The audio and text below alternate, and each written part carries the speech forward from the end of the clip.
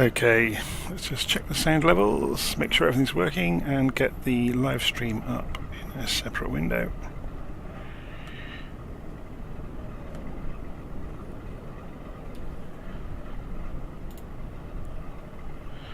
Shouldn't be too long.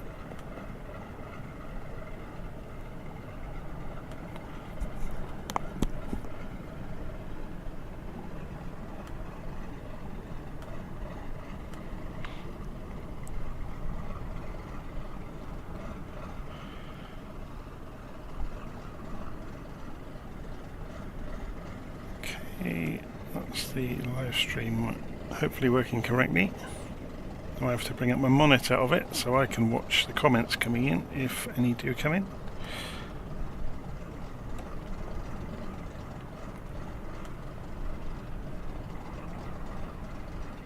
Aha, Daniel has arrived. So I'm not going to be reading the live stream immediately. I'll put a comment in the live stream just doing the pre-flight. I'll be back soon. And can I pin that? The user interface guys behind the YouTube live stream comment panel need to sort that out. There's a ridiculous emoji thing that pops up that stops you from pinning comments. Anyway, let's go and jump inside. Let's have a look at the map first and see where we're going to be flying. So let's remove the diagram there. So we are at Theodore Francis Green State, Kilo Papa Victor Delta, and we're going to be taking off runway 05, so we're going to have to taxi down shortly after we get the airplane up and running. And then we're going to fly off north up to Boston, and then over to Providence town, and then down to, I can never remember the name of the islands, Nantucket, then over to Martha's Vineyard, then Block Island, and then back onto the mainland. And we're going to make ourselves a little bit more interesting. We're going to fly a route back in, to come back in runway 05, but we're going to use the VOR to figure out where we are in the aeroplane, so just to do some kind of bit of academic practice really. So let's zoom in to where we are at the moment and see how we get on. Okay, I'll go and run transmitter so people can see where I am. So it's connected. I guess we could, I think I've still got it in the, no I haven't. If I go flight plan, copy, and paste it in here.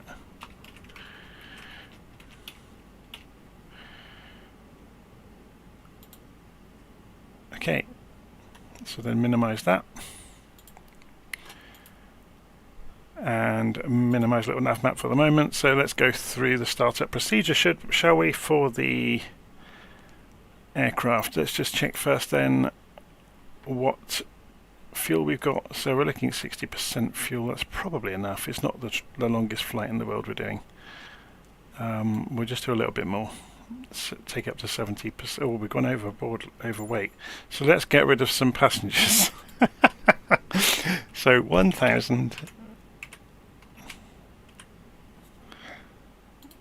That's interesting. Can we do it in here? Yeah, it does have the intelligence to do that. Okay, so we've got a very light load of passengers, and that fixes that.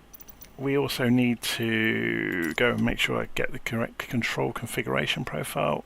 So it's already on Fokker Fellowship, that's fine then. And go back and resume. Let's just check the way the throttles work on this. Okay, so I don't... That's an interesting one actually.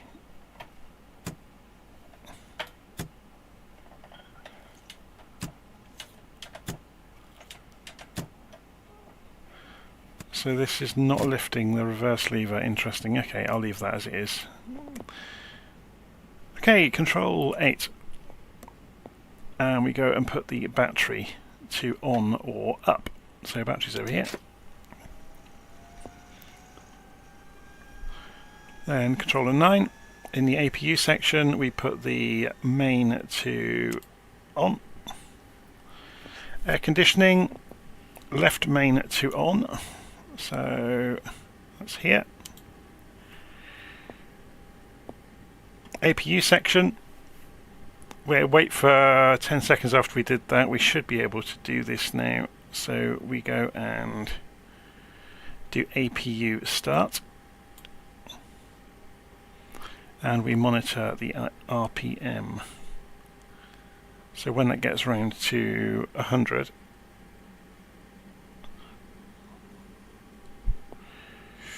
we can then put Gen 3 to on and the bleed air to on. So it's just come around to 100, so generator 3 to on, bleed air to on.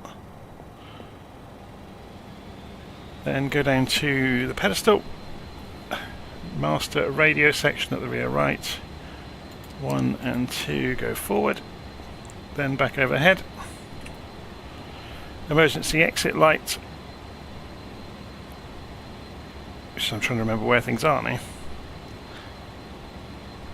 is over here, that goes to armed, windshield heating section at the bottom right.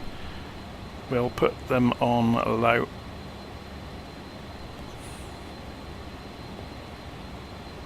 Cabin altitude, which is this. We are going to be flying at 25,000 feet today. So this has to be pointing up, and this has to go to the altitude you're expecting to fly at, so then it will pressurize the cabin appropriately. So eyebrow panel.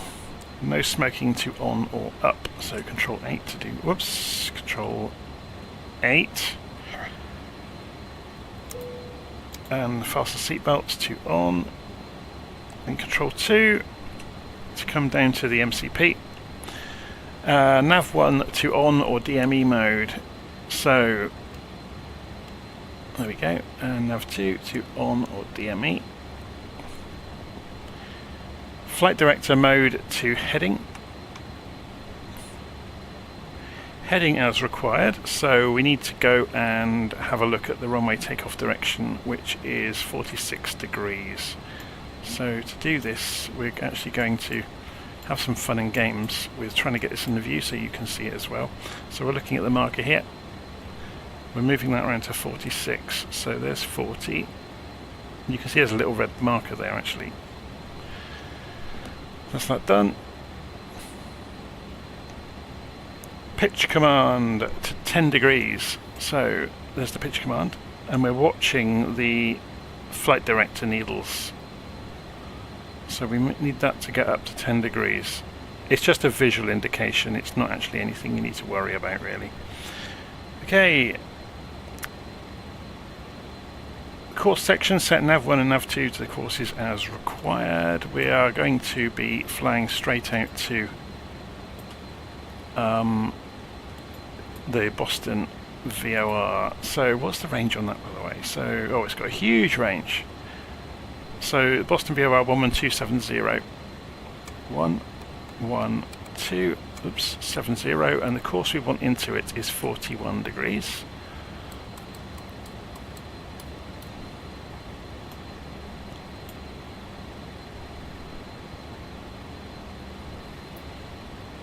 Okay. We could set nav 2 to use the VOR we'll be leaving behind at Providence, but we won't bother for that. Calibrate the altimeter, so I'm going to use B to shortcut that so you can see them just resetting. Calibrate the gyro compasses, they're usually good on this aircraft. So set the initial climb altitude, so we're going to go straight out to 25,000 feet. We're not doing any fun games with air traffic control today. So center pedestal, control 7. On the lights, we want the nav light to go to on. And then on the transponder, we want to set it to standby. and squawk mode to C. And then we prepare for engine start. So we come back over to the tablet, we go to the aircraft section, and we close the doors. We can remove the chocks. I'm just checking that our parking brake is on. It is. Engine gauges, control 3. Actually, before we do that, can I just check my controls are configured? It's interesting that I did that, because it doesn't look like they are. The throttles are. Nothing's moving at the moment. That's probably gust lock though. I'm doing this a little bit out of order just to see. Yeah, that was the gust lock. I'm just making sure my controls are configured. Okay, let's go back to where we were. Engine thrust gauges. Set the thrust index. So that's this number here. And we're looking for about 170 for normal conditions, which I think it probably is looking outside, and obviously you can check Meta if you want to do this perfectly. We're not going to worry too much.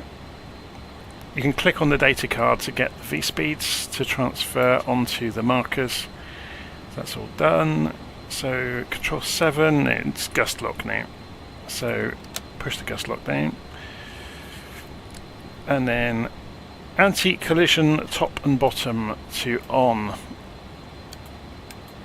So it warns the crew outside we're about to start the engines. Control 6, and we go and put the left booster pumps forward and aft to on. So that's this one, this one, this one, and this one.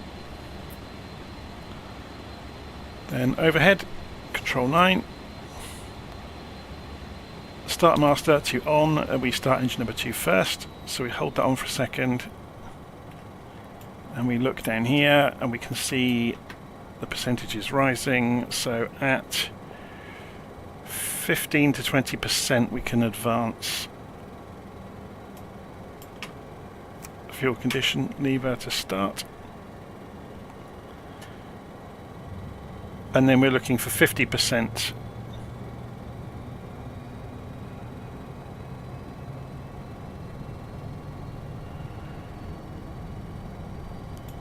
on the gauge, in which case we can move the fuel valve to fully forwards.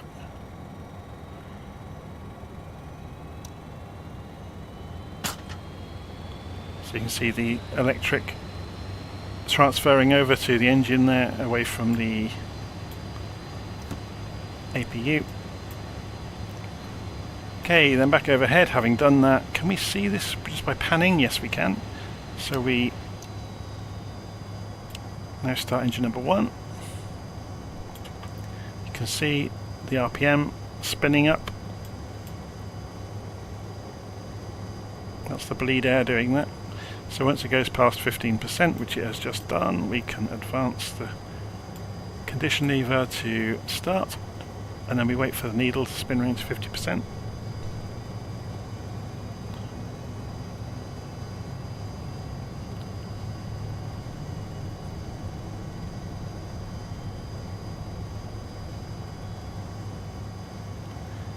Pregnant pause while we wait for that.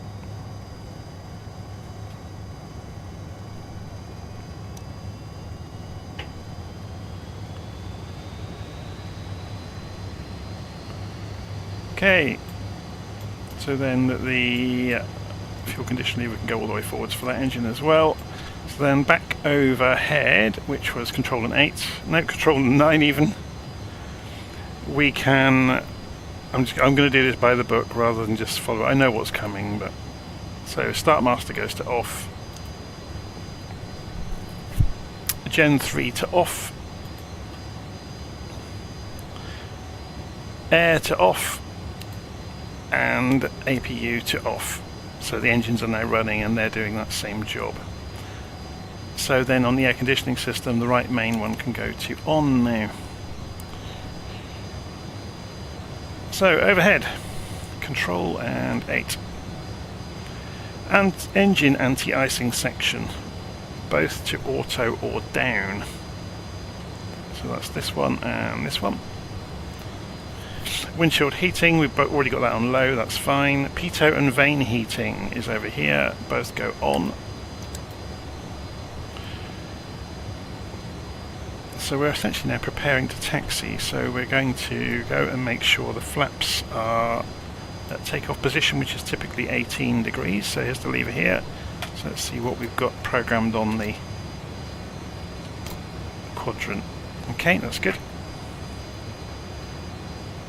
And you can monitor the flap movement over here. They've already moved, they're quite fast. So set trim as required. We've got trim over here. It says typically 5 degrees nose up, and that's already, or 5 units nose up, not degrees. And that's done. So control 7. Taxi lights to on. Taxi to the runway. So I haven't allowed for pushback, which in the normal world you would push back before you start the engines, so let's just do this very briefly. We'll press Shift P. So this is a little bit out of order from the real world, because you wouldn't push back with the engines already started.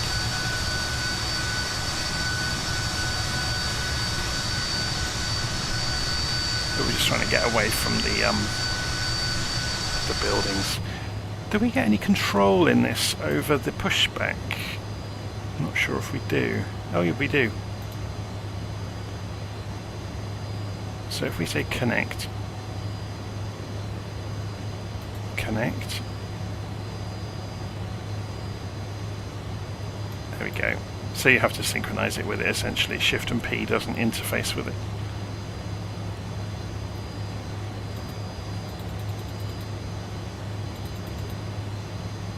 That means we can turn in the pushback, which is quite cool. Now if you remember, go and have a look, we want to be pushed back to the right because we want to go left. Yeah, we want to come down to 0.5, so we want the tail to go out to the right.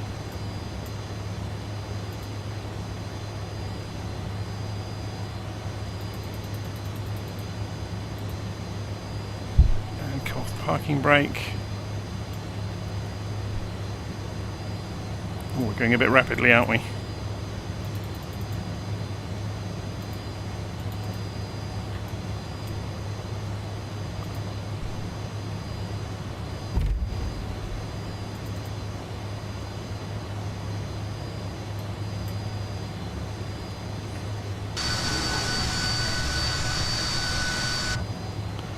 Can we make it go any steeper on the turn? No. Apparently not.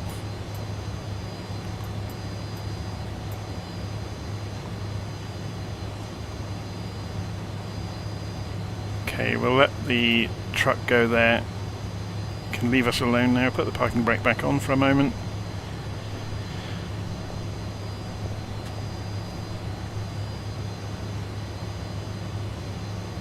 Okay, so let's go and open the throttles gently.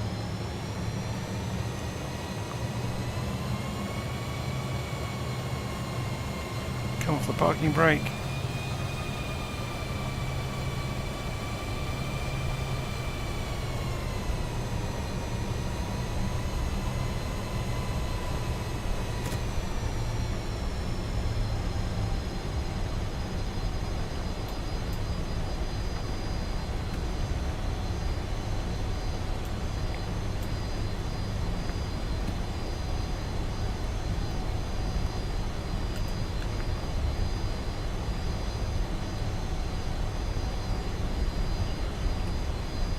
And find out where we are. So we go down to the end and then left.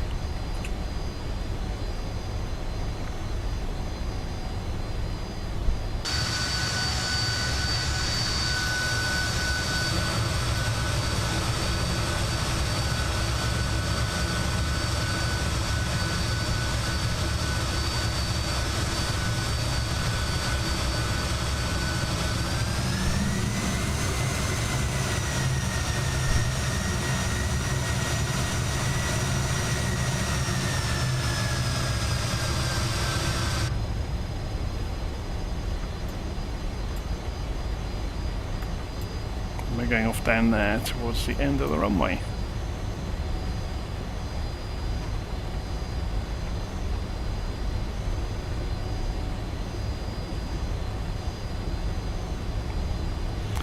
There's a laundry list of things to do on the way, which I won't do at the moment.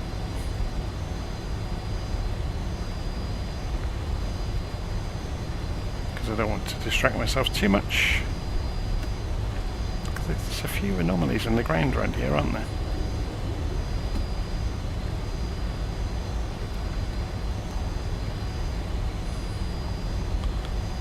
So let's see if we can get some of these things done. So damping can come on for the autopilot when it's ready. Transponder can go to on, so let's just slow ourselves down a little bit more. So transponder mode is here.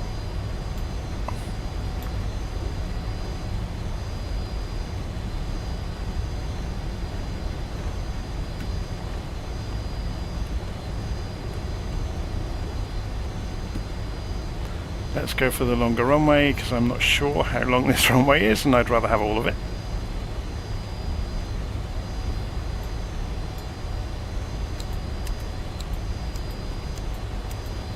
Is the landing lights on?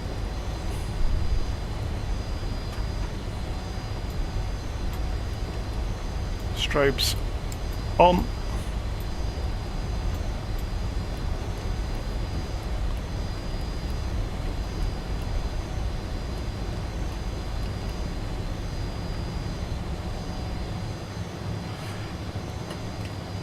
And what else do we have to do? Weather radar. Warming up. Set range as required. There's going to be very little weather around. Okay, so the rest of this is pretty straightforward stuff, to be honest now. So aeroplane is ready, so we may as well go and start reading the comments. So Musty says, am I a pilot? No, I'm not.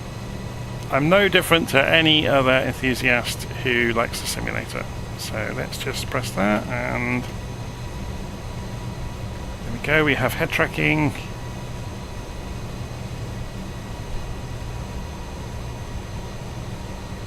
Oh, it's stuttering really badly. It's because it's loading assets. As soon as it's finished doing that, it starts to smooth again. Should turn the head tracking off for a moment. Okay.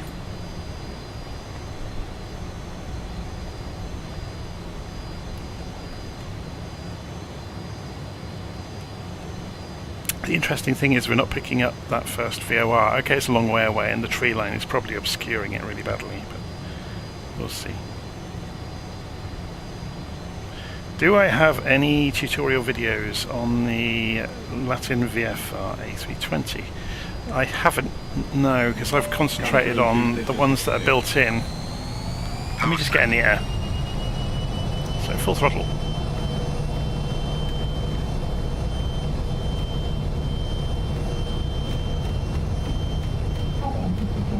Whoa, that there's a very strong crosswind.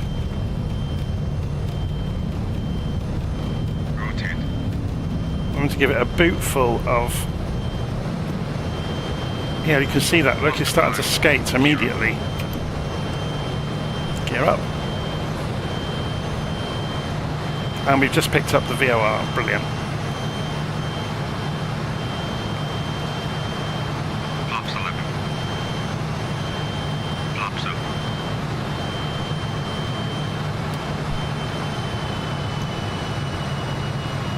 Pull the throttles back to climb.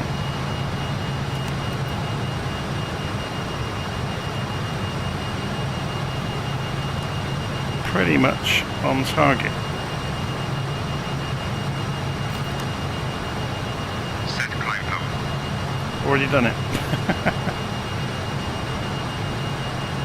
Okay, so goes autopilot. Go for beam mode and go for indicated airspeed mode. We'll set the target airspeed for the climb. We might have to redo that to get it to take effect.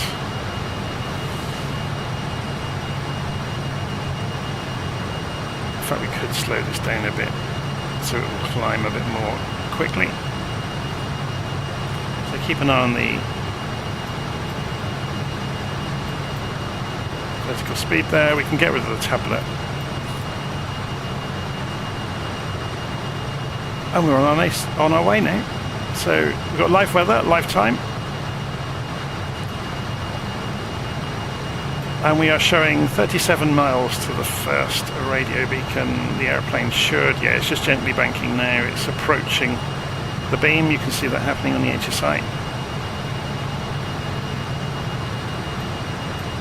So should we have a little look at the map and see where we are? So yeah, that wind really pushed us across there. It was a 15 knot crosswind. Well, it is here where we are. On the ground it was a bit stronger than that. Well, it's only showing 8 knots on there, but it wasn't much fun steering into it. So the aeroplane is flying towards the Boston VOR. The next one will be down here, Marconi North Truro.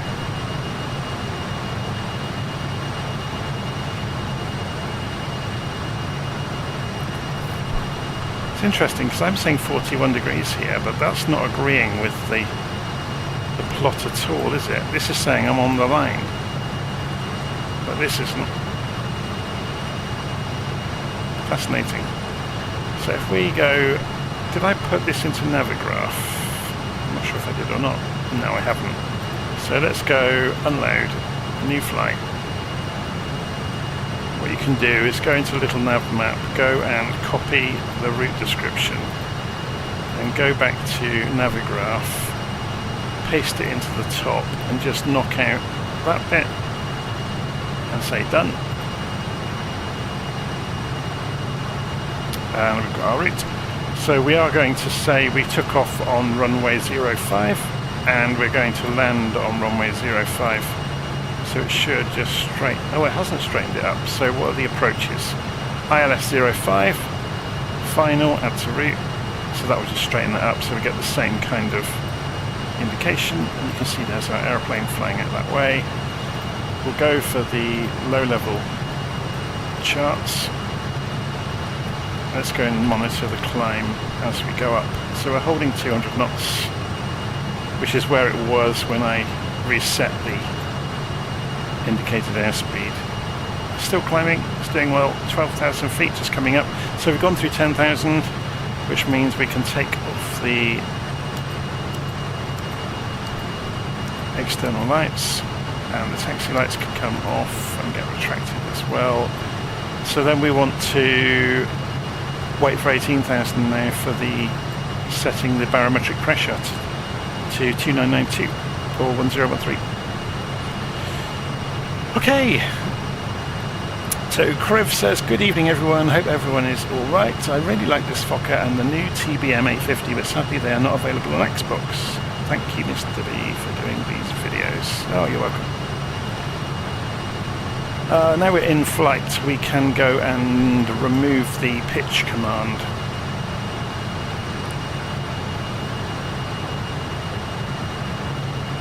Set it more to, you know, the climb profile we're doing. As I said, the flight director in this is really just a guide, a visual guide for us.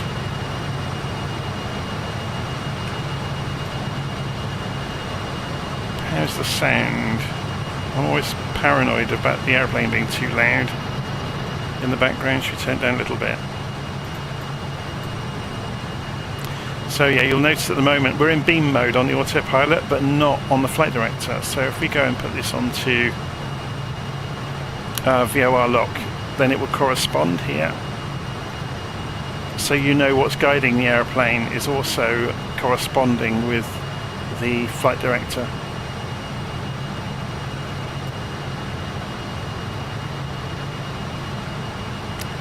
Very good.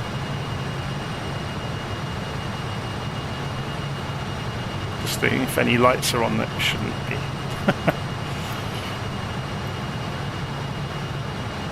It's looking okay. So we're 21 miles out from the Boston VOR. So let's get the next one ready, 11470. So we'll do it on nav2.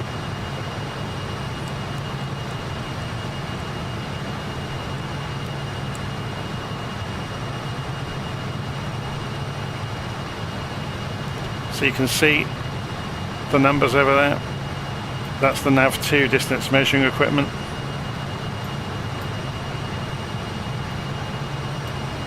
So the nav1 distance measuring equipment is here.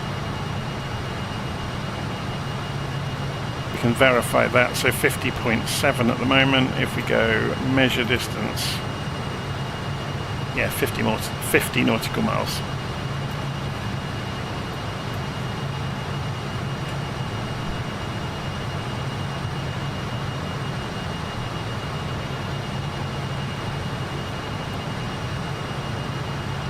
It's just good fun to be doing a live stream again, isn't it? I haven't done one for a little while. Time has gotten away from me just recently.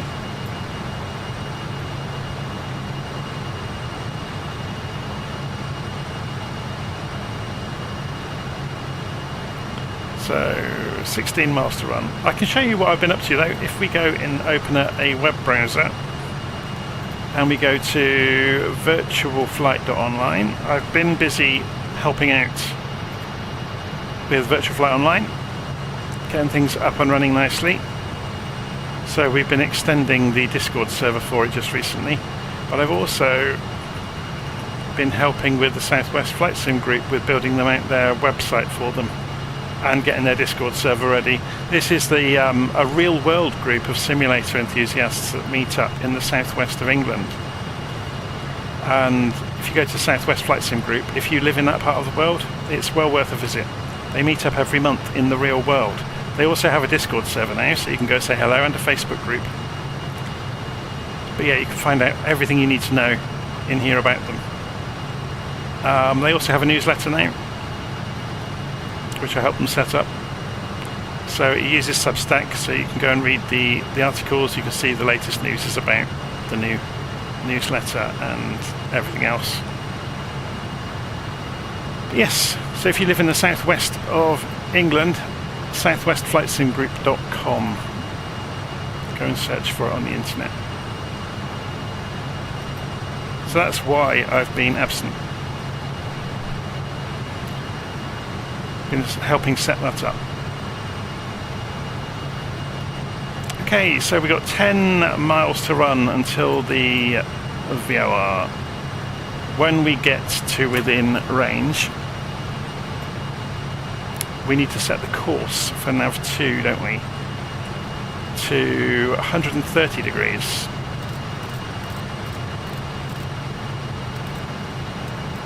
Unlike the BAE 146, this doesn't have split mode, so you're either using nav1 or nav2 on both sides of the cockpit. So we're preparing nav2 and we'll switch over to it in a moment. So the range on this VOR is 200 miles. Oh, it's a huge range.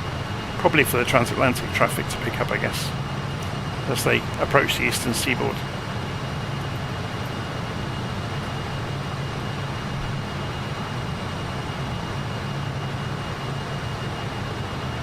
So we're now 7 miles away.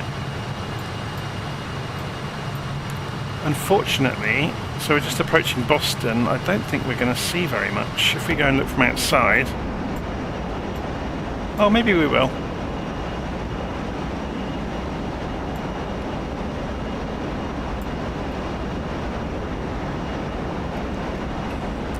Oh, on another note, we've just gone through 18,000 feet, so we need to change the barometric pressure to 2992. There we go. Now, does it do it on both sides of the cockpit? I can never remember. Let's go and have a look. No, it doesn't. Oh, maybe it does. Maybe I just couldn't see it from this angle. Now, does this have a standby or backup attitude indicator or anything? No, it doesn't, does it? Anyway, sorry about that. So we're flying right over the top of the city and the airport. And we're going to go to heading mode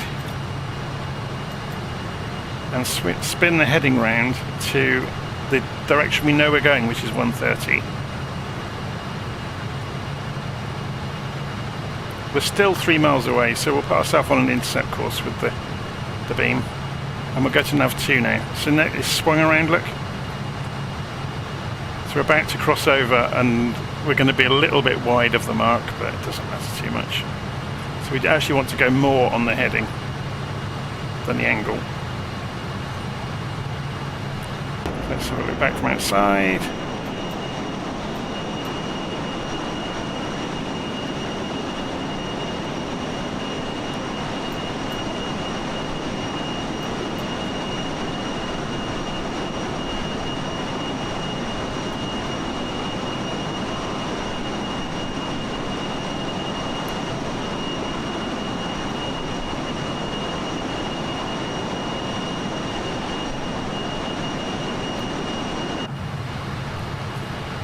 I don't know of any groups in Scotland. I'm sorry about that. But I think the Southwest Flight Sim group is one of the very few groups that still meet up in the real world. That, you know, they take their computers with them, or several of them do, and they set up in a village hall, and they're there all day, and everybody can, you know, wander around drinking cups of tea and eating biscuits and cookies, and you know, talking about the latest developments. Okay, so we're within the dot on here now, so we should be able to go to beam mode and chase the VOR. So yeah, the airplane's turning right to intercept. So 40 miles to go.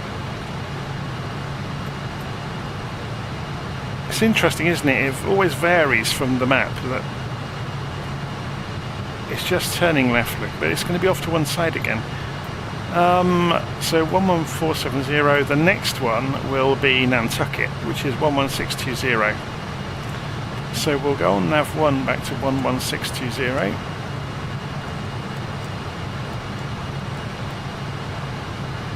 And we'll prepare the heading, which will be 194 degrees on nav 1.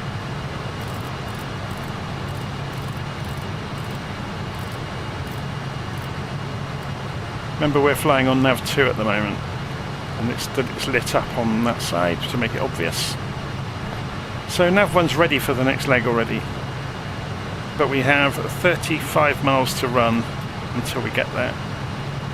So let's just line the heading bug up with the direction we're actually going, just in case we need to go to it. And we are just coming up to 22,000 feet.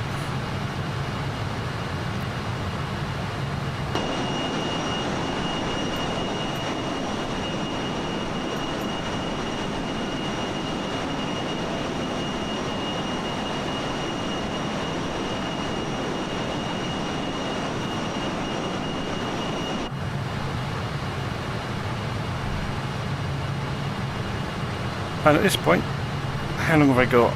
We're 30 miles out, and I'm just looking at the leg lengths. I was going to go and make a quick cup of coffee. I think I'll be able to get there and back in time. So I'm going to leave it climbing. The pre-selector is set. Everything looks good. Thrust is within good limits, although the throttles aren't realigned very well. The RPM is a little bit off on one side compared to the other. So let's push the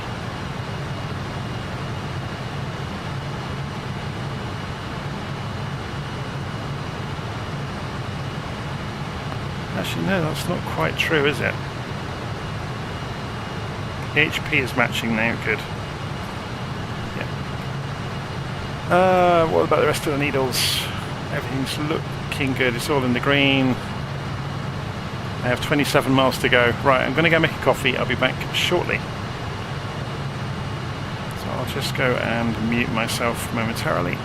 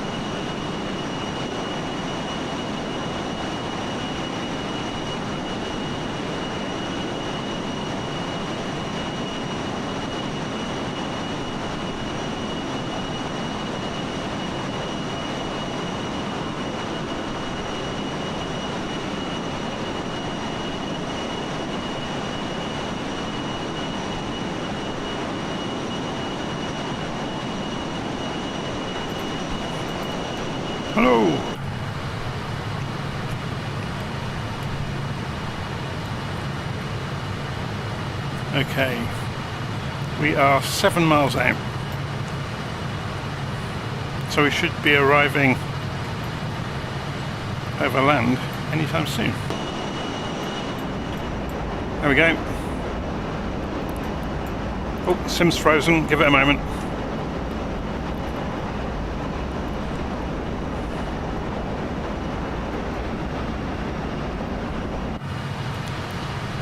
I have no idea. Ashley's asked if any of the old Soviet era planes are in development.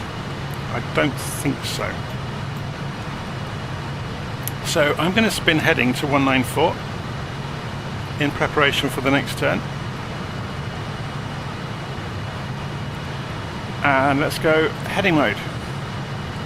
Now we're on heading mode, we'll switch back to nav 1 and you'll see we're now showing 44 miles to the next beacon, and we've overshot it again. So I'm busy talking, and we'll just cross the heading across the direction of travel to intercept.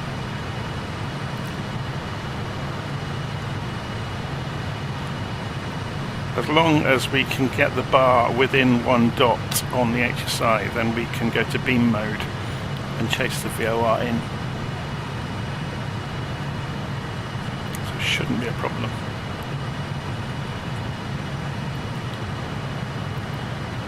So we're just coming out past.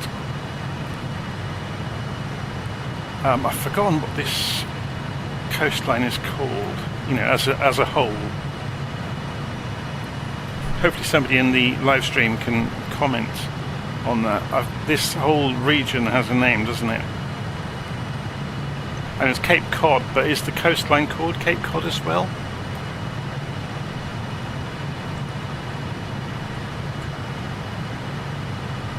Okay, so if we go beam mode, it will go heading and beam because we're not close enough to capture the beam. So it's actually favouring heading at the moment. But then, oh, we're over speeding. Of course, we've levelled out at 25,000 feet. So I've just cut the engines back a little bit. Just enough to stop us overspeeding.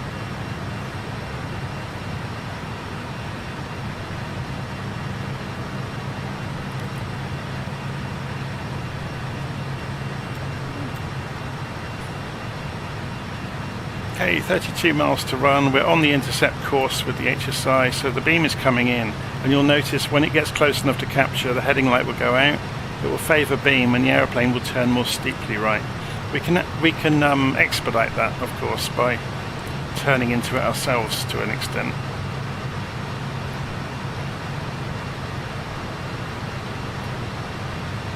So we're just coming in across the beam.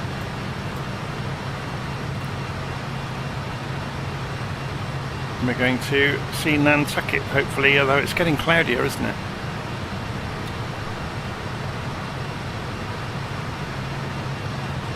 And we've gone to beam mode. Yep. Oh, it's actually just outside of the first dot, so it surprises me actually.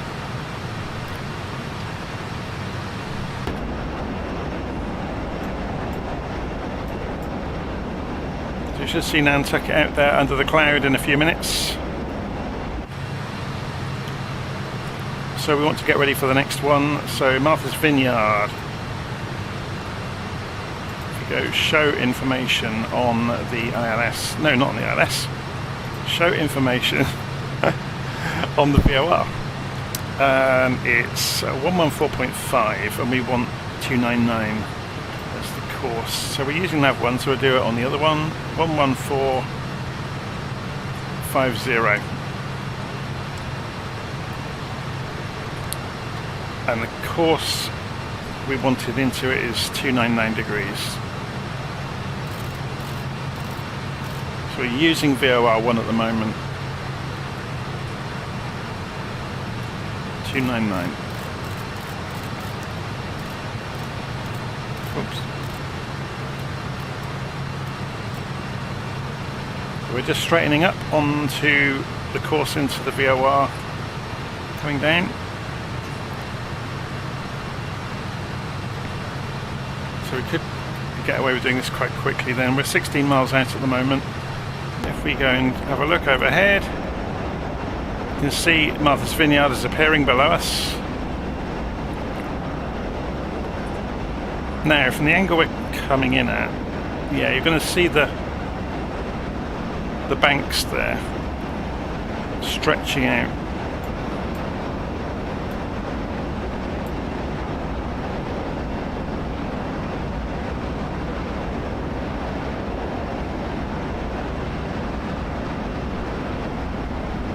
Yeah, so Ashley is giving some expert tips on cutting the corner. So what we'll do is spin the heading bug round to 300 degrees already, and we are shifting as well.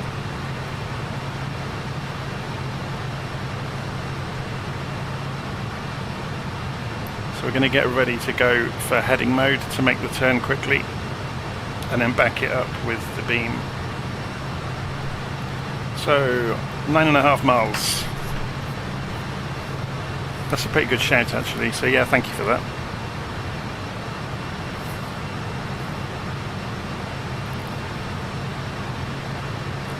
We'll probably get, if you practice this a lot obviously, you get used to the speeds and the radiuses of turn for a given aeroplane. So we're just coming up to 7.5, we'll give it time to roll. 7.0, there we go. And it's still rolling.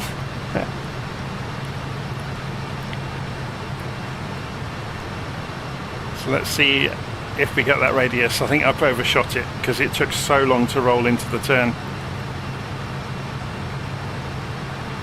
And look, we have a 48 knot tailwind. That's going to push us over here somewhere. Didn't account for that either, did we? So we're probably going to end up somewhere over the island. Anyway, so the next VOR is Martha's Vineyard.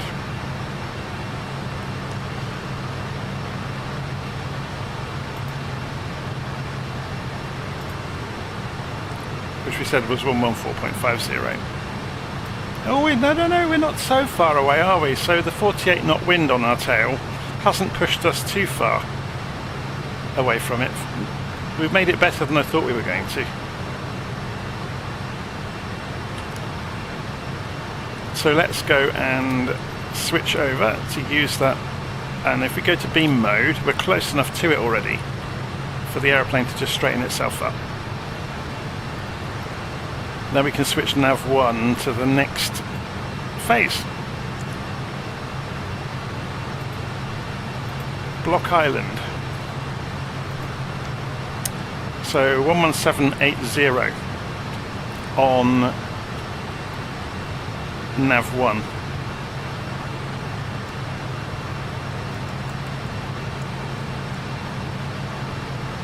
And the course we want is 267 degrees if we're playing this silly game of going straight over the top of the beacons. 267.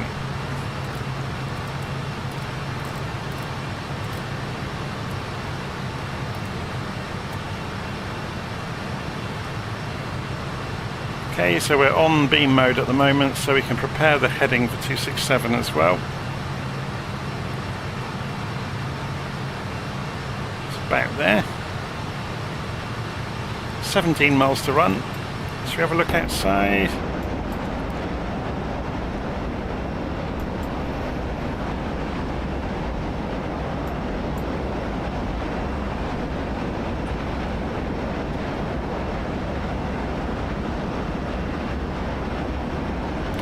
So we're going to fly straight over the lagoon where Jaws was filmed.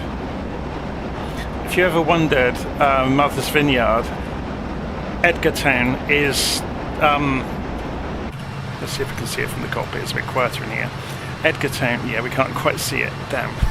Edgartown is Amity, and this is the lagoon with the bridge that the shark swam under.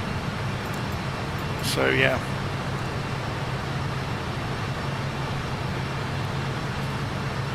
Okay. Zooming in towards the VOR beacon, and we are going to switch over to go heading mode. So we'll try the same again.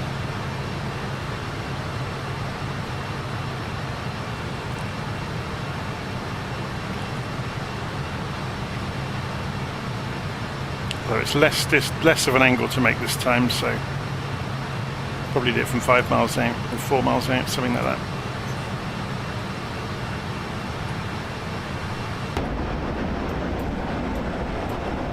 Yeah, so that's Amity in Jaws, is Edgartown.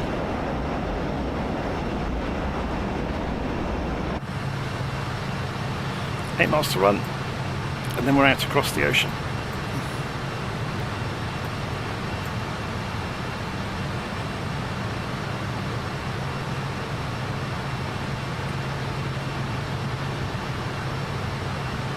We have a few minutes to rest then before we turn back in and start descending probably. Although we got this wiggly path in, which is going to be quite helpful to us.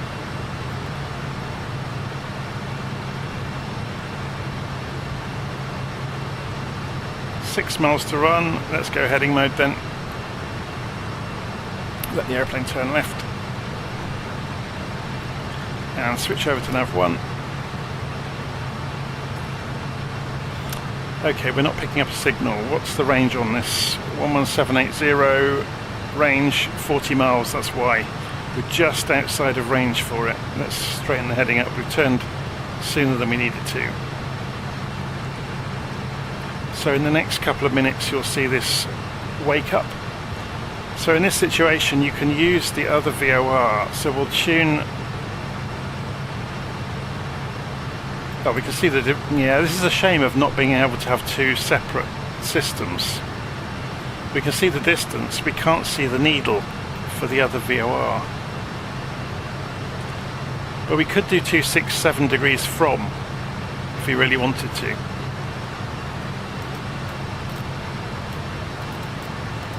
Remember, we're still on heading mode, so we could go back to nav 2 and just trace this going away from the VOR.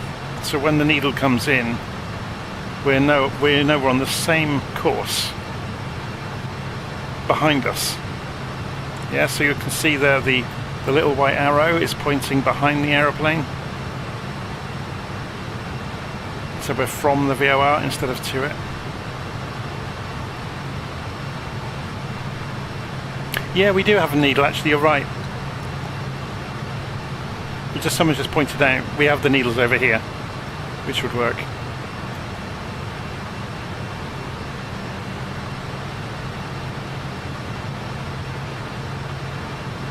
You can see the other ones there.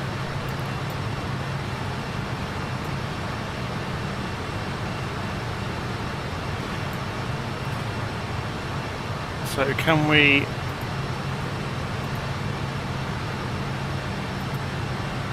That's interesting how that roller works, isn't it?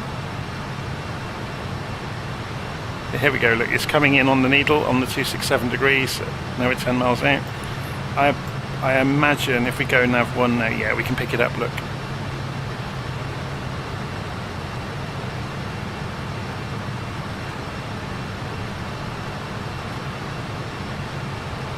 Okay, so we can go beam mode, and it's gone immediately to beam mode because we're pretty close to it. And we'll tune in the next one.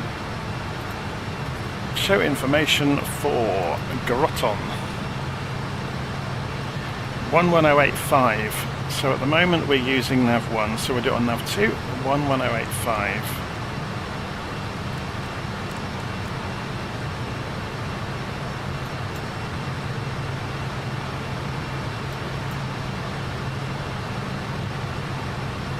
And we want the course on nav 2 to be 309 degrees.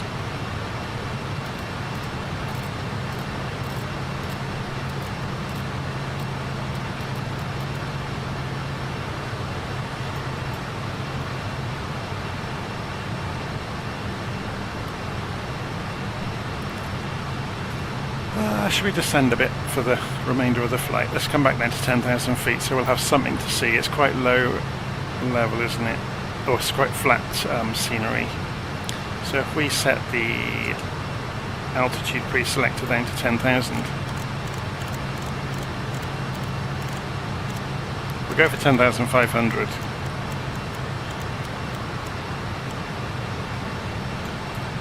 So what we can do is set the speed for 200 knots, and we'll go for the speed we're doing. Yeah? So then you get the needle there, it's gone between fast and slow, and we go for indicated airspeed mode, and we can pull the throttles back. Now it's doing the horn for the undercarriage because I pulled the throttles back. So we just silence that. So we've cut the RPM to, what percentage is it showing? About 72% maybe.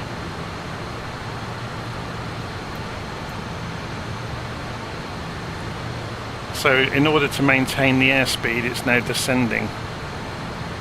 Okay, so it's maintaining the indicated airspeed where it was when I pressed it. 23 miles out. So remember, when we come down to 18,000 feet, we'll be looking to also set the barometric pressure for the destination airfield. So let's go and find out what that is.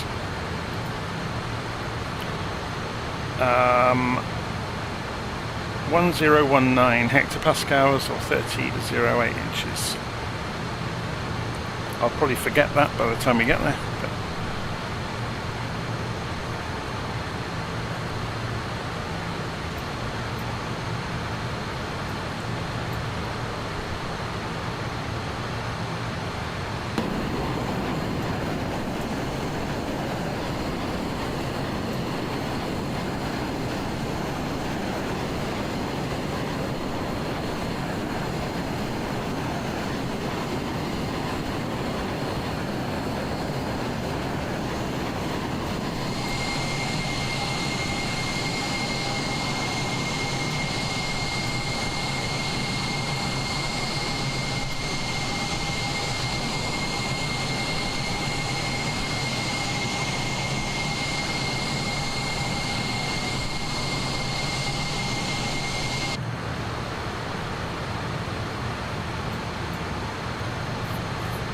okay, how are we doing? 15 miles to run.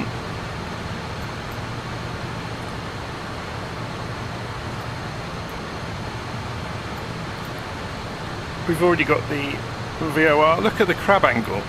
It makes it very obvious when you see it on the map. To maintain our course, our heading is massively off. You can see it on the HSI as well, look.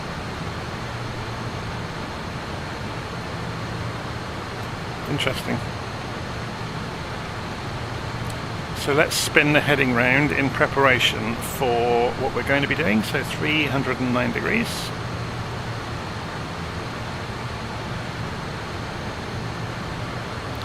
Does the Fokker have thrust reversers? Well, it does have this lever, but I'm not entirely sure that you can map it. I'll have to have a play with it one time when I get some. I was looking at it the other day and I couldn't get it to work with my Airbus quadrant properly. But that may have been just me doing something wrong. I'll have to have a look in the book.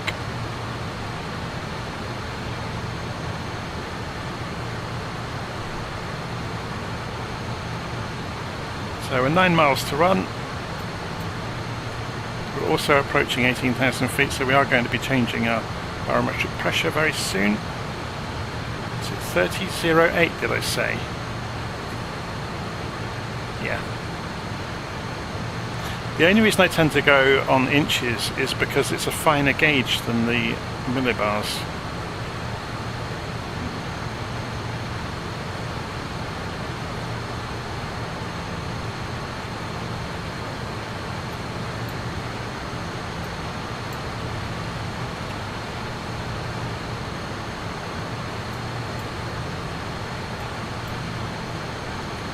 So it's not much of an angle to turn, so we can leave it till the last sort of 3 miles or so.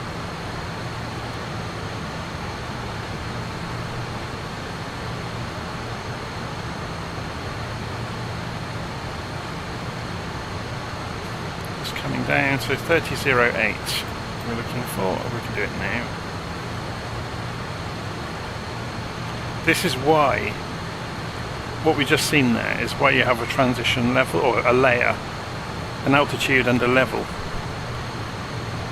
So the level is the first height the aircraft will be flying at above the transition altitude, and it's because of what you just saw.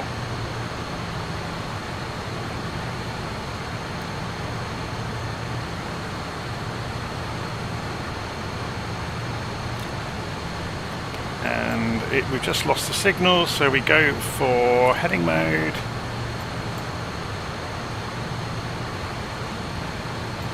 And we can go nav 2.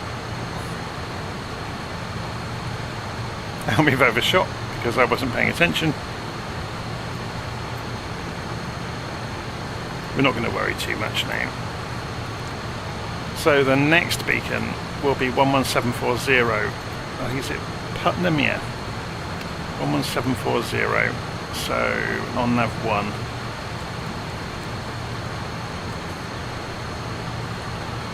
And it'll be 27 degrees to get there.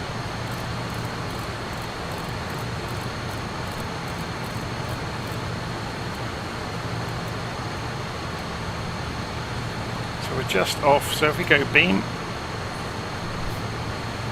and then we can use it's gone beam mode, so we can change the heading ready for the next one to 27 degrees. Oops.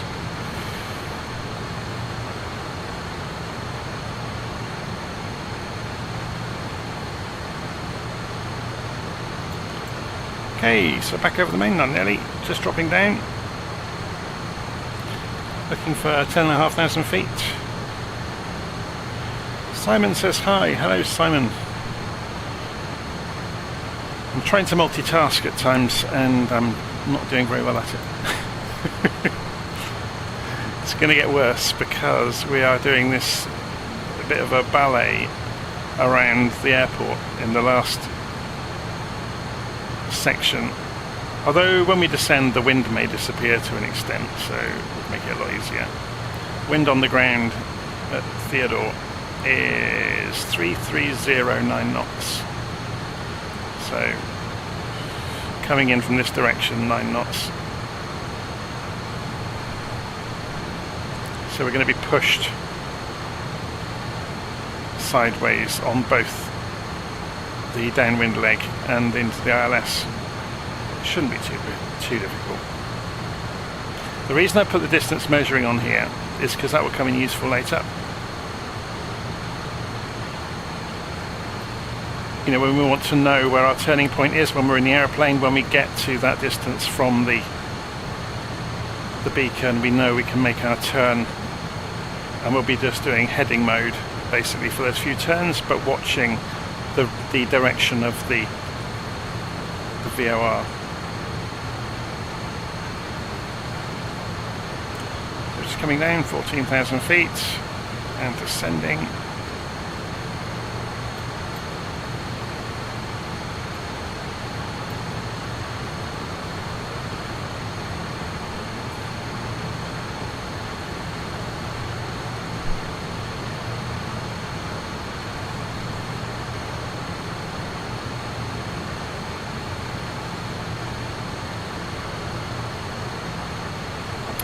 Nine miles until the beacon. It's kind of nice just to do VOR hopping from time to time, isn't it? The modern aircraft that have got GPS are no fun because you just hit go and they sequence through the GPS points. Obviously in the real world it gets more interesting because the controller might divert you or you know, move you around or speed you up or slow you down, depending on what's going on. Okay, so we're 7 miles out. It's quite a big turn to make. Should we go for heading mode at 6 miles? Let's see what happens.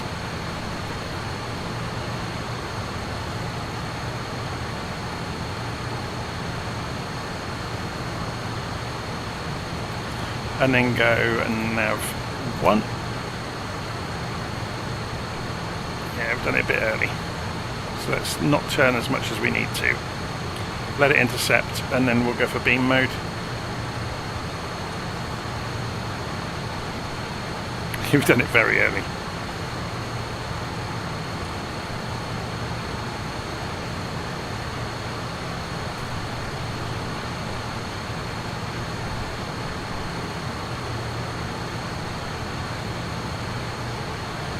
That's part of the reasoning for that is speed we were doing over 300 knots earlier at 25,000 feet, which ground speed is probably 400 and odd knots. So we had a much bigger turning radius.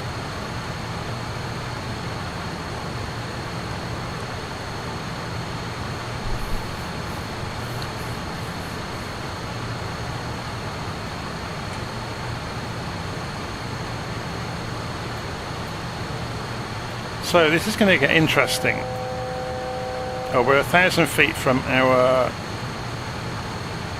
or 900 feet, sorry, from our target altitude, which is where you heard the klaxon. So we're coming down to, we can increase this, couldn't we, to 250 knots, to be honest.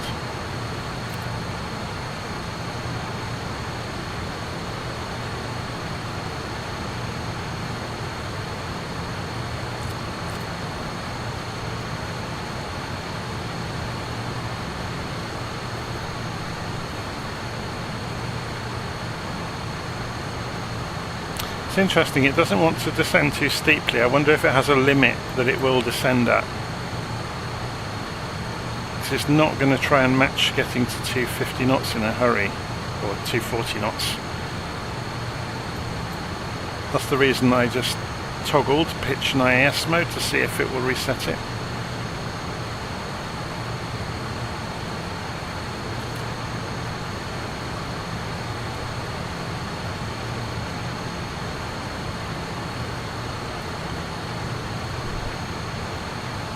Okay, let's just have a look as we've looked at the other places we've flown past. So this is the inlet, New London and Norwich Preston.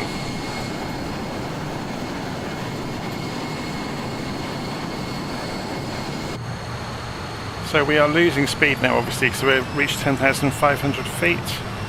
So let's get the throttles back to about 80% and see what that does with the airspeed.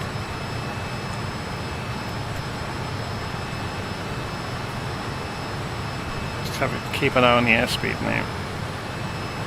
Gone to height mode automatically when we reach 10,500.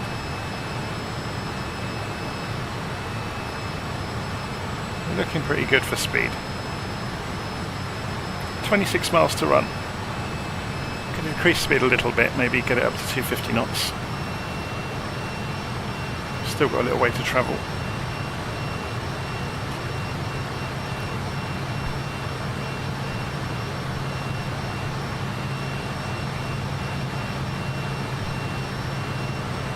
Yeah, but Camille's saying on the comments we need to slow down. We've still got a long way to go. We're going to fly around this VOR and then back in and follow these waypoints. So we probably don't need to just start descending until we're on this leg. And then we'll come down to 5,000 and then, what's the elevation of the airfield here? It's probably really low, isn't it? Let's find out. Show information for the airport. Elevation is not written down here. Oh, it's because we're on the wrong tab. Overview.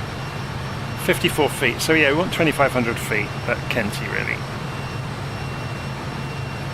And then we'll come in above 2,000 here, so we'll pick up the ILS, no trouble.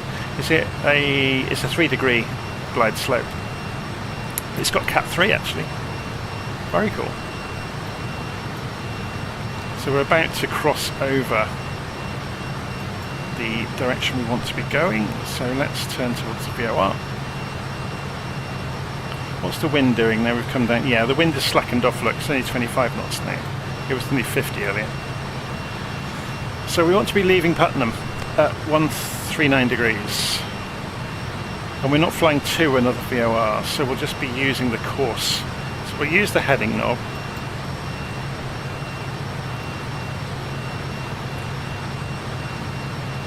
Although we could, well, actually, yeah, we could fly and use, for the rest of the journey, we'll use the Providence VOR. Let's show the information for Providence. So 11560. So let's tune that in now.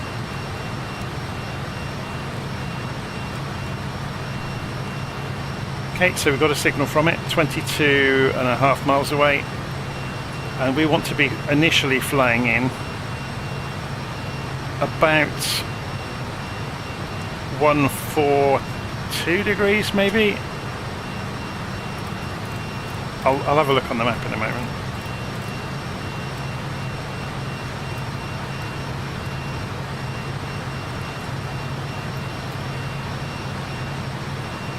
Because if you were to trace that out,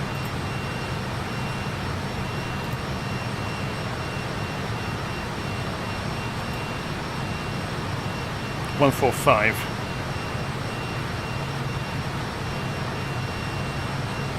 So let's just counter the crosswind we're hitting to get back out to the corner. Remember, this thing's got pretty good spoilers as well, so we can descend quite quickly. We're going too fast, by the way, but we're not below 10,000 feet, so it's not really an issue.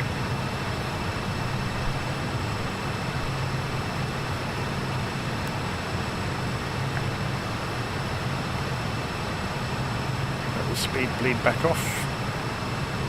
20 miles to run until we get to the VOR.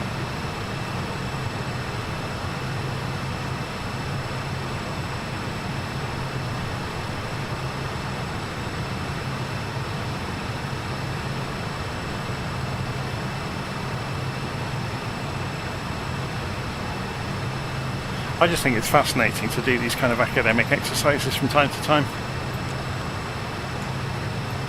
It gives you something to do in the simulator, doesn't it?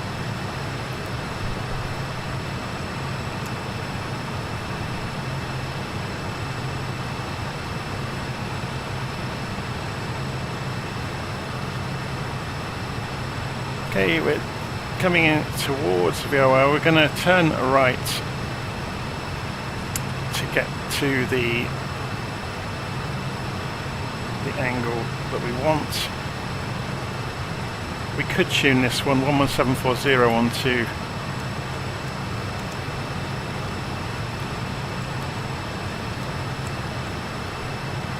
we should get a distance, 4 miles to run until the one that we're going to pass by. So let's start turning.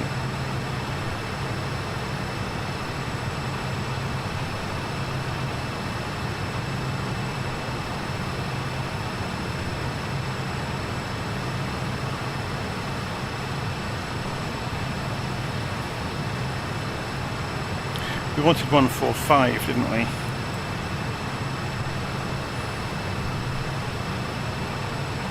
And we're going to get a slight amount of cross. Oh no, will it be a tail? It'll be a tailwind, won't it? So we won't have to crab.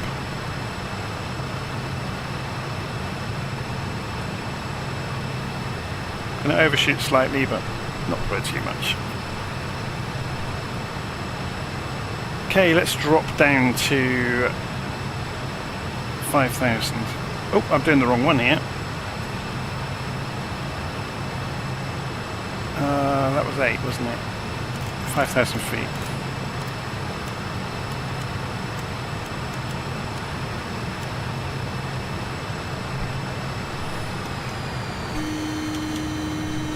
And there goes the undercarriage horn again because I pulled the throttles back. Just getting the speed off before we start descending, so indicated airspeed mode. There we go. See, look how quickly this can descend if you really wanted to.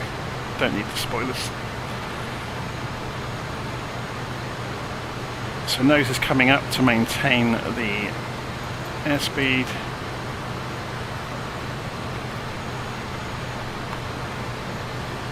$16 miles until we get to there, but we don't want to get to there.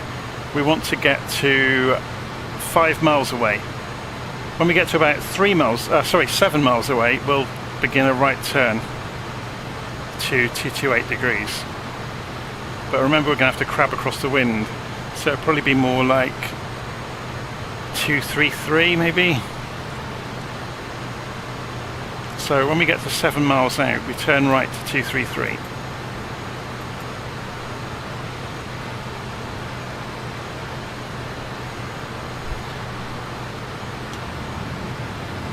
Just going to put the spoilers out to allow us to descend a little bit more steeply to get to 5,000.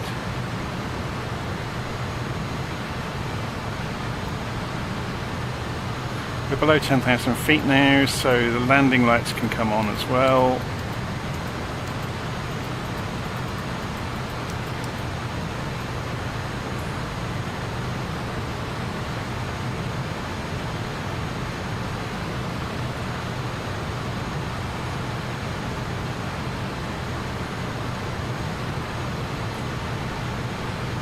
So 10 miles out.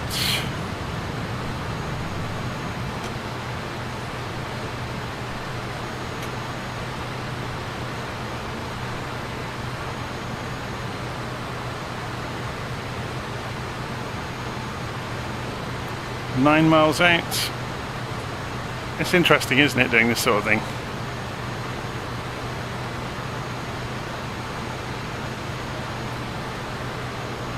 So should we start the turn?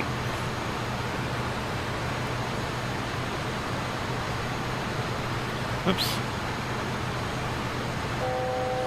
I've probably gone a little bit early, but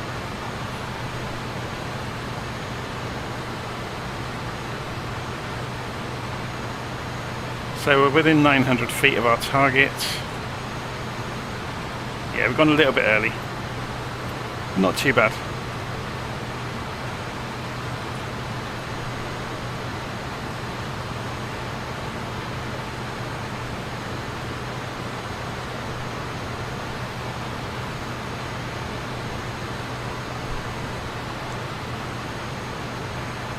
Just coming up to 5,000 feet. We'll let some of the speed bleed off, but not too much.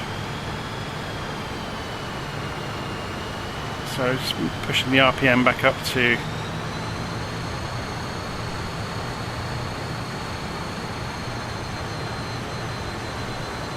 there we go. Just keeping an eye on that indicated airspeed needle. So I'm going to tune for ILS now, 109.3, 47 degrees.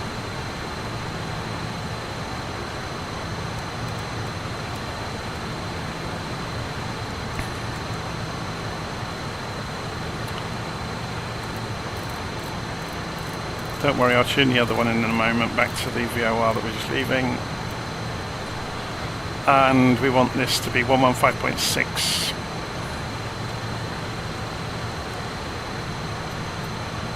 That gives you the direction to it.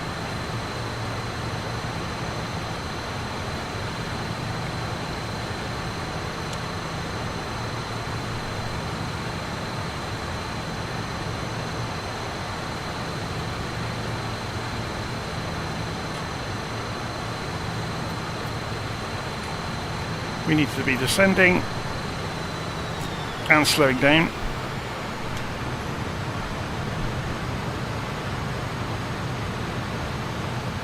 Oh, I've done it again. I'm getting good at that. 2,500 feet, indicated airspeed mode, and we'll actually, let's go for 200 for the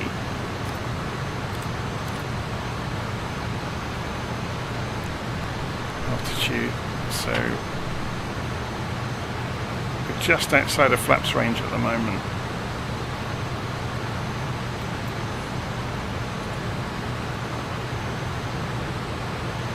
So 160 degrees very soon. You see the distance from the ILS.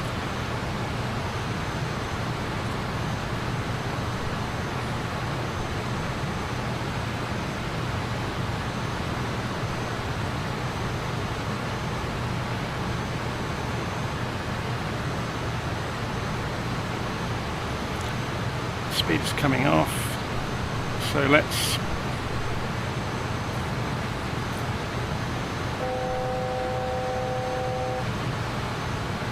see how we're doing.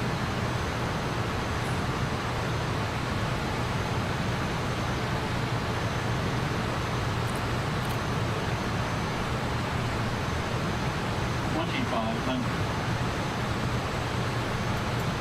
So we're below the glide slope. See, we're making this turn, and then we're going to pull in. We should be in the right sort of place. So gear can come down. I'm just using a gear for drag, if you're wondering. There's flaps 11. Okay, why are the flaps not working? The switch didn't work. That's great, isn't it? There we go. Flaps 25. Okay, I don't have a 25.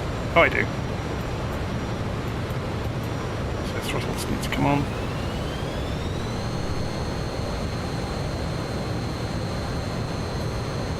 We should be about right to turn anytime soon. Yeah, we are.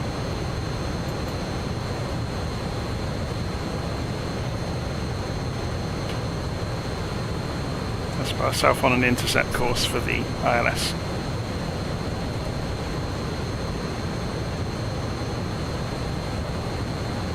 We're a bit slow. Actually, no, we're not. 140 is fine. It's just on the limit of what we should be doing.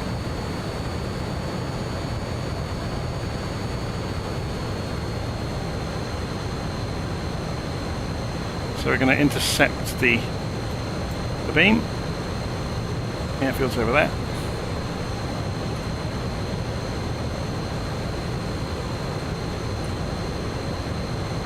Also know it's further over there, behind the pillar. So we've got loads of time now. Here comes the beam. We're below the glide slope. So let's go manual, shall we? Have a bit of fun.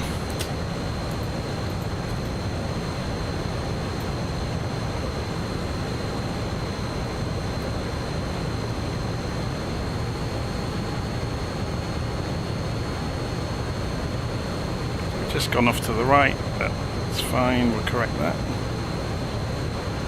Should we climb up into the glide slope so we get it for a long way?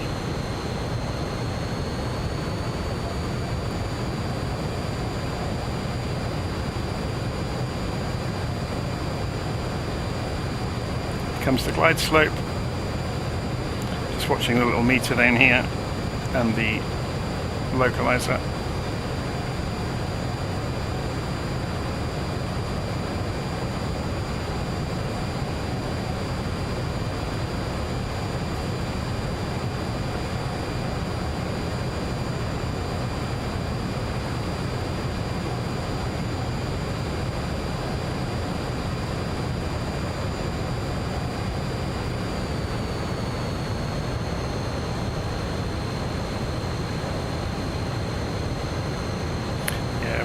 Quite a strong crosswind, haven't we? Have to correct for it.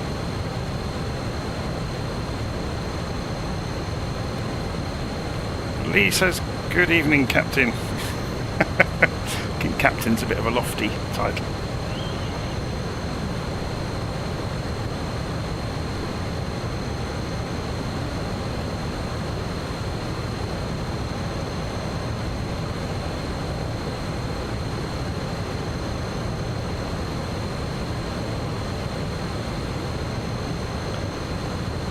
So, we've gone above the glide slope while I was busy reading the live stream comments. Let's just descend back down onto it. So, Ashley is saying a good rate of descent on the ILS. Surely a good rate of descent on the ILS is to stay on the glide slope. It's as simple as that.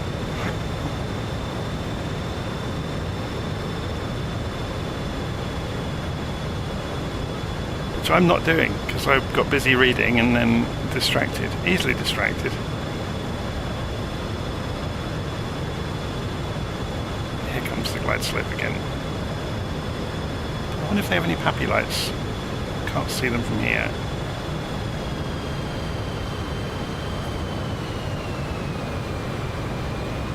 Sorry for the Stuka dive into the glide slope. Let's get the speed. Done.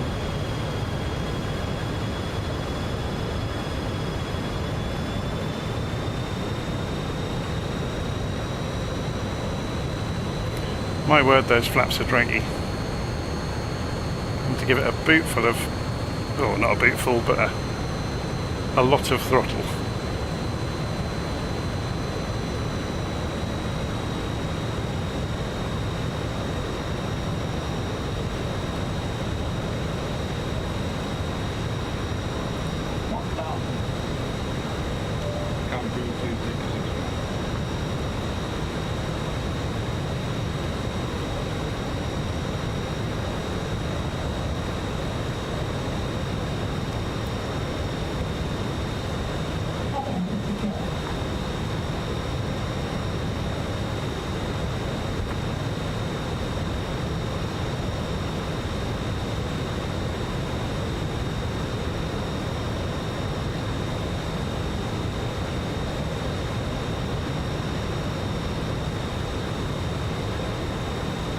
And it's stuttering as it loads aeroplanes in, which is always helpful. They're a bit high. Am I in the elevated seating position? No, I'm not. There we go. Getting closer to where the ILS should be. 100 feet to minimum.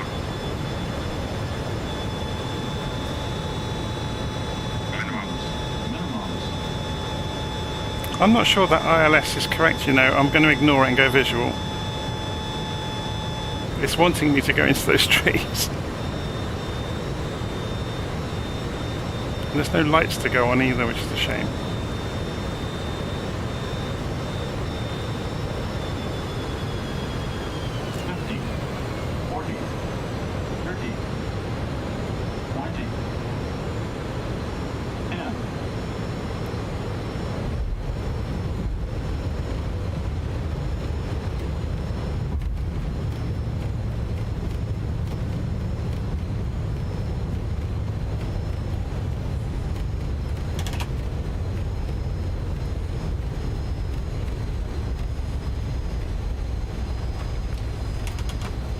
Okay, flaps up.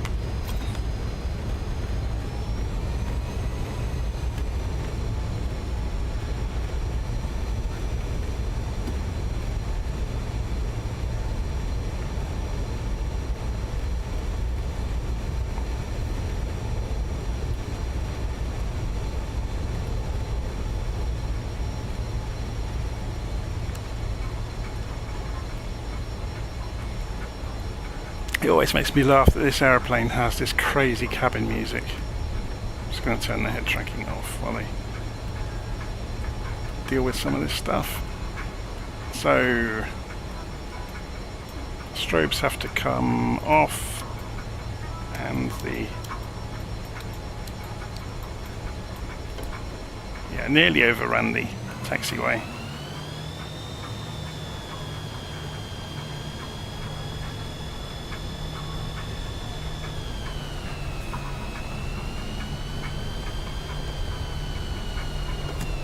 Yeah, the ILS was miles out, wasn't it? But this is the stock scenery. It's not an accurate scenery.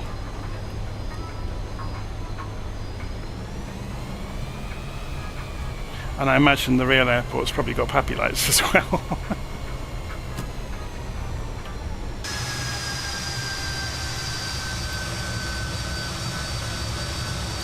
Should go and taxi around to the big building in the middle, the terminals.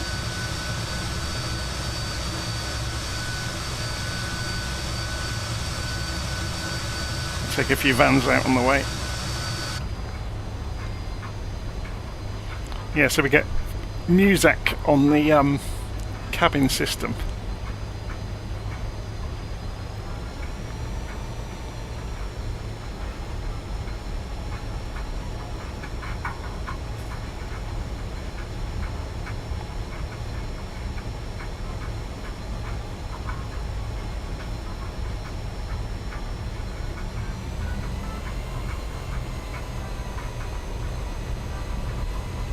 That wind really is blowing, isn't it? Looking at the windsock over there.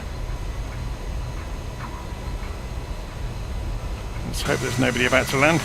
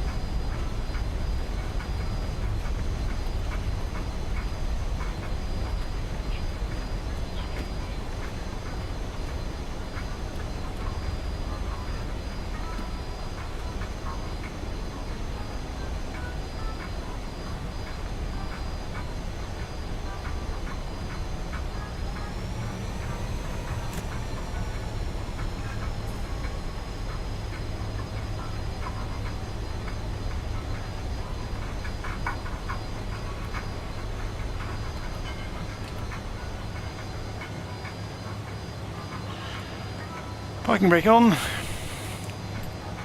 Don't know if we have the option of external power on this thing. Ground power, we do. Hurrah!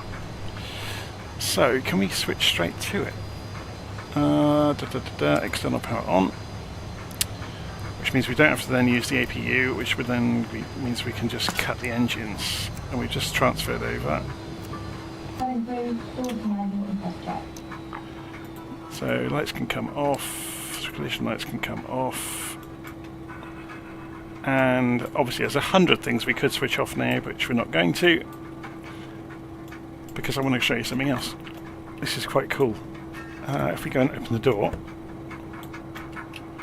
we can. Now I have to remember how to do this. Here we go.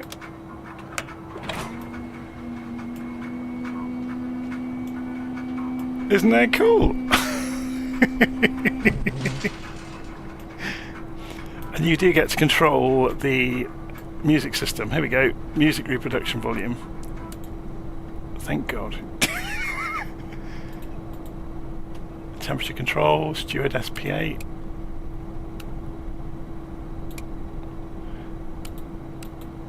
Very cool. I'm not sure if it works this side as well. I don't think it does. It's the emergency exit, isn't it? So it sort of works. You'd clang your head on it, wouldn't you?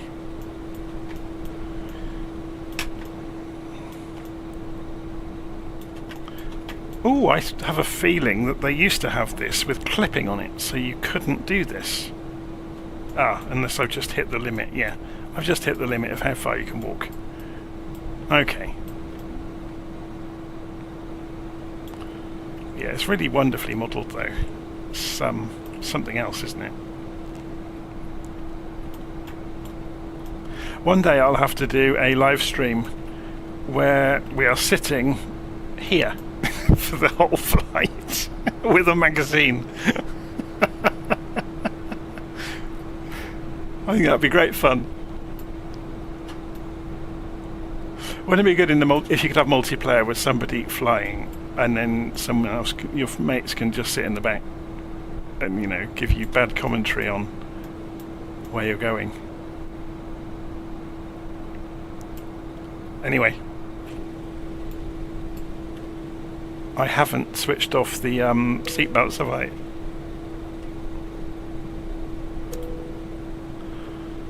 Oh.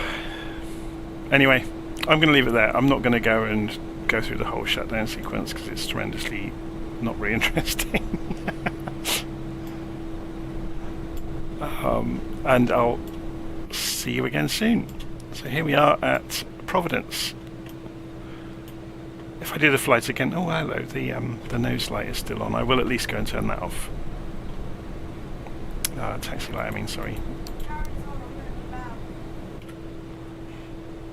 Okay, I'll see you all again soon anyway. Hopefully you enjoyed that. So that was a tour of Providence, VOR to VOR on our way around, visiting some of the islands and then doing a bit of an interesting approach using some, you know, some measurements along the way. Okay, see you again soon. Take care.